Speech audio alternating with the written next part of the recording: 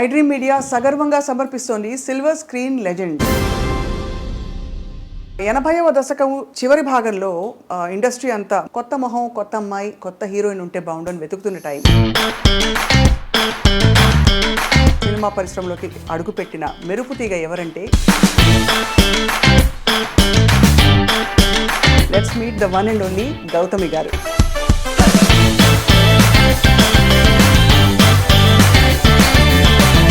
Always lovely to talk to you. నాకు మిమ్మల్ని చూసినప్పుడు ఫస్ట్ ఎప్పుడు అడగాలనిపించే ప్రశ్న ఏంటంటే, ఒక మేల్ డామినేటెడ్ ఇండస్ట్రీలో ఎలా సర్వైవ్ అయ్యారని. దానికి చాలా ఆర్గ్యుమెంట్స్ మనం పెట్టుకోవచ్చు. Not that that's good or bad. I'll interrupt over there. Horribly challenging journey నాకు తెలుసు. ఎస్పెషలీ మీరు చేసిన స్పెషల్ సాంగ్ అనాలి, చిక్కుబుక్కరైలు. This is okay, this is not okay అనే విచక్షణ. Okay, first of all when you said that I was sheltered, yes, very sheltered. కానీ అమ్మ వాళ్ళంత బిజీ, మీతో ఎవరు వచ్చి ఉంటారా అని అనుకుంటాను. she packed up her whole life because she wanted me to have this opportunity. So తన లైఫ్, తన కెరియర్, తన ప్రొఫెషన్ మొత్తం సాక్రిఫైస్ చేశారు. నాన్నగారు ఒకసారి అన్నారు, he said, నీకు మీ అమ్మకున్న ఆ బాండింగ్ అనేది నేను నా లైఫ్లో ఇద్దరు హ్యూమన్ బీయింగ్స్ మధ్యన ఎప్పుడు చూడలేదు. అలాగే ఇండస్ట్రీలో కూడా ఇబ్బందికర పరిస్థితులు ఎప్పుడైనా వచ్చాయి? ఫ్రమ్ యువర్ కో స్టార్స్ కావచ్చు, male stars making the comment. Also said, I'm sorry అండి, ఇలా ఈ పద్ధతిలో నా వల్ల కాదు. 2 days 3 days షూటింగ్ అయింది, ఆ షూటింగ్ ఎక్స్పెన్సెస్ నేను తిరిగి ఇచ్చేస్తాను మీకు, ప్లీజ్ ఫైన్ సమ్మా.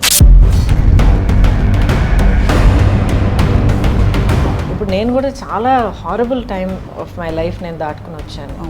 చాలా హారబుల్. అసలు ఇప్పుడు రైట్ నౌ నేను ఫైట్ చేస్తున్న బ్యాటిల్ గురించి మీరు విన్నారంటే. బట్ సింగిల్ పేరెంటింగ్ కష్టం అనిపించిందా గౌతమి గారు? చాలా. Is it fair to say మీరు హార్ట్ బ్రేక్ ఫేస్ చేశారని? ఇన్వాల్వ్ అయ్యి పూర్తిగా బ్రతికి వస్తే డెఫినెట్గా హార్ట్ బ్రేక్ ఉంటుంది, గ్యారంటీ. ఇప్పటికీ బిటర్ మెమరీస్ ఏమైనా ఉంటాయి మీకు? I don't regret my decisions. కానీ ఒక్క కోరిక మాత్రం నాకు ఉంది. చెప్పండి. నేను మీ ఫ్యాన్, మీ పాట వినాలి. జయ జయ దుర్గే జితవైరి వర్గే, జయ జయ దుర్గే జితవైరి వర్గే. మా అమ్మ నాన్నకి రుణపడి ఉంటాను. దస్ నో, చాలా మ్యాజిక్ క్రియేట్ చేస్తారు లైఫ్లో. ఇంటర్వ్యూలో ఈ బిట్ అందరూ మళ్ళీ వేసి చూసుకుంటారు. ఐడ్రీమ్ మీడియా సగర్వంగా సమర్పిస్తోంది సిల్వర్ స్క్రీన్ లెజెండ్స్.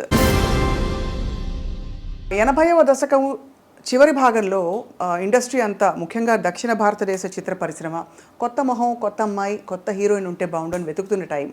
అదే టైంలో చాలా అనూహ్యంగా డెస్టినీ ఎవరిని ఎక్కడికి తీసుకెళ్తుందో చెప్పలేమంటాం కదా. అలాగే ఉత్తరాంధ్ర ప్రాంతం నుంచి సినిమా పరిశ్రమలోకి అడుగుపెట్టిన మెరుపు తీగ ఎవరంటే గౌతమి గారు. ఇంకా గౌతమి గారి విశిష్టతలు ప్రత్యేకంగా ఏం చెప్పుకోవాలంటే, తెలుగింటి అమ్మాయి అండ్ డాక్టర్ల కుటుంబం నుంచి వచ్చారు, చాలా విద్యావంతుల కుటుంబం నుంచి వచ్చి కూడా సాహసోపేతంగా ఒక కొత్త ఇండస్ట్రీలోకి అడుగుపెట్టి రాణించి మెప్పించి సౌత్ ఇండియన్ లాంగ్వేజెస్, హిందీ అన్నిట్లో కూడా తన ముద్రను వేసుకున్నారు. Not only that, she is actually a cancer survivor. ఊహించుకోవడం కూడా కష్టం, ఇటువంటి ఒక కష్టం వస్తే జీవితం నుంచి మనం ఎలా బయటపడతామని. వీటన్నిటితో పాటు భారతీయ జనతా పార్టీతో తన ప్రయాణాన్ని, అంటే అడ్వాణీ గారి నాయకత్వంలో మొదలుపెట్టి పొలిటికల్ కెరియర్ని అలా కంటిన్యూ చేసి ఇప్పుడు మళ్ళీ రీయాక్టివేట్ అవుతున్నారు. అండ్ ఈ మధ్య కాలంలో చాలా క్యూట్గా కనిపించిన cinema Anni Manchi Sakunamule, among many other films. Let's meet the one and only Gautami గారు. గౌతమి గారు, thank you so much for being with us today. Hi అండి, thank you for having me. It's always lovely to talk to you. చాలా ఎప్పుడూ అందంగా, గ్లోయింగ్గా కనిపిస్తారు. దాని రహస్యం ఏంటో ఫస్ట్ చెప్పండి. ఒకవేళ నిజంగా అలా కనిపించానంటే ఐ గెస్ డెఫినెట్గా మేకప్ అండ్ హెయిర్ ఉంది. But more than that I think it's a state of mind అండి. ఎందుకంటే మనం షూట్ మొదలుపెట్టే ముందర చెప్పాను కదా, అసలు నా మేకప్ అండ్ హెయిర్ టీమ్ ఎప్పుడు ఇంక ఏడ్చేవాళ్ళు అనమాట. వెళ్ళిపోతూ ఉంటాను అనమాట. నెక్స్ట్ చాలు వెళ్ళిపోదాం, వర్క్కి వెళ్ళిపోదాం అని చెప్పి పెద్దగా ఇప్పుడు దాకా పట్టించుకునే అలవాట్లేదు. ఇట్స్ ఇన్ ద వాటికి మైండ్. అతీతంగా ఐ థింక్ ఇట్స్ మీ స్కిన్లో మీ కళ్ళల్లో ఒక శాంతం కనిపిస్తుంది. Yeah, that has to be there. ఆ సెంటరింగ్ ఒకటి ఉండాలి లైఫ్లో. ఎందుకంటే నా లైఫ్ అందరికీ తెలుసు, ఇట్స్ అన్ ఓపెన్ సీక్రెట్. నేను అన్నీ షేర్ చేసుకుంటాను అందరితో. ఎందుకంటే నా జర్నీ ఆడియన్స్తో మొదలైంది. ఆడియన్స్ ఏమో నాకు ఆ లవ్ అండ్ ఆ సపోర్ట్ ఇవ్వడం వల్ల నాకు ఒక ఇంట్రెస్ట్ వచ్చి, ఒక కాన్ఫిడెన్స్ వచ్చి, ఒక ఎంకరేజ్మెంట్ వచ్చి ఈ జర్నీలో నేను అడుగు పెట్టి ఇంకా ఇన్నేళ్లుగా ప్రయాణిస్తున్నాను. అవును. So my audience are my people. So నా లైఫ్లో ఏం జరిగినా కూడా I share it with them. నాకు మిమ్మల్ని చూసినప్పుడు ఫస్ట్ ఎప్పుడు అడగాలనిపించే ప్రశ్న ఏంటంటే, ఇంత ఒక తెలివైన ఆవిడ, ఒక తెలివైన అమ్మాయి ఒక మేల్ డామినేటెడ్ ఇండస్ట్రీలో ఎలా సర్వైవ్ అయ్యారని. కరెక్ట్ క్వశ్చన్ కాదో తెలియదు కానీ దానికి చాలా ఆర్గ్యుమెంట్స్ మనం పెట్టుకోవచ్చు. But I think end of the day ఇది మేల్ డామినేటెడ్ ఫీమేల్ డామినేటెడ్ అన్న దానికన్నా మనకంటూ ఒక చోటు, ఏ ఫీల్డ్ మనం తీసుకున్నా కూడా, ఇప్పుడు ఏ ఇండస్ట్రీకి వెళ్ళినా కూడా, ఏ ఫీల్డ్లోకి వెళ్ళినా కూడా, ఎంత చదువు చదివినా, ఎన్ని కళలు మనం నేర్చుకున్నా కూడా, it finally depends on us.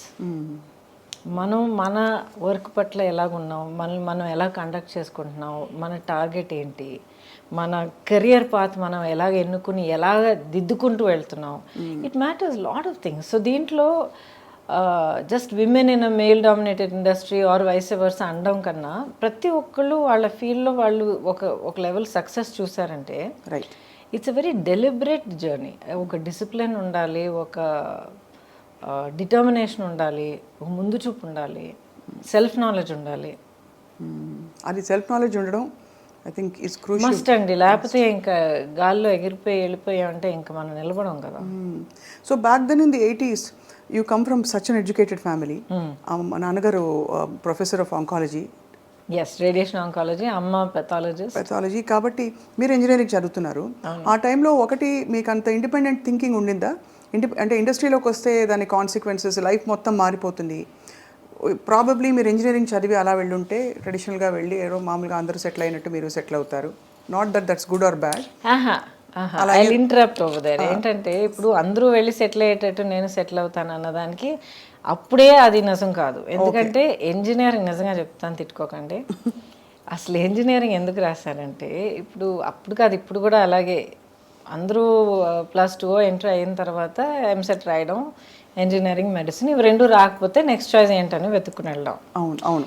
Beginning నుంచే ఇది కాదు నాకు వేరే ఈ పర్టికులర్ ఫీల్డ్ కావాలని ఎన్నుకుని వెళ్ళడం ఇప్పుడు ఈ మధ్య కొంచెం కనిపిస్తుంది. But it's still that EAMCET and engineering, medicine. So అప్పుడు నా గోల్ ఏంటంటే ఎంబీఏ చేయాలి, ఐఐఎంలో ఎంబీఏ చేయాలి, చేస్తే ఇంటర్నేషనల్ ఫైనాన్స్ అండ్ బిజినెస్ చేయాలి. అంటే ఒక టాప్ కార్పొరేట్ పొజిషన్లో ఉండాలి. No to be an entrepreneur. Okay.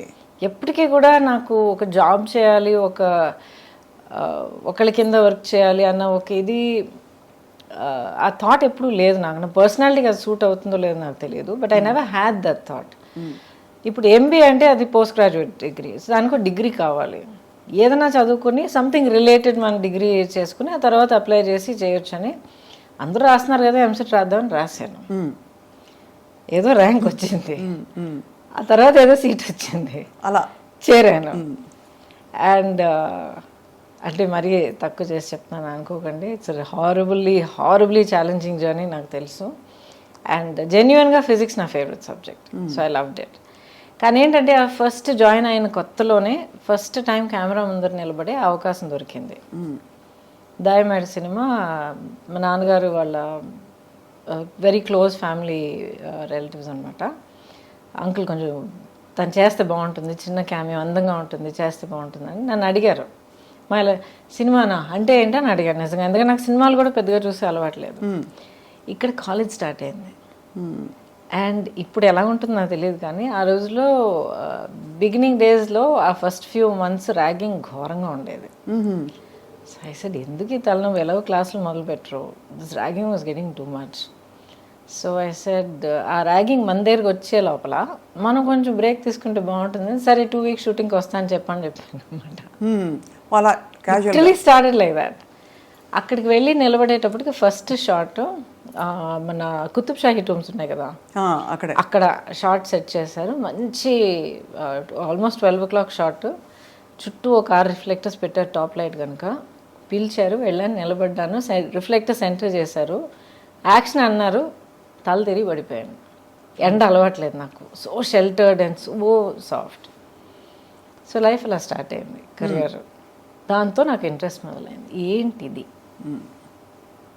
How can I explore this, so new, so mysterious, ఇదేంటి తెలుసుకోవాలి, ఈ ఫీల్డ్ ఏంటి, ఈ కళ ఏంటి, ఈ క్రాఫ్ట్ ఏంటి, నాలో ఉన్న ఈ కెపాసిటీస్ కేపబిలిటీస్ ఎంతవరకు ఉన్నాయి.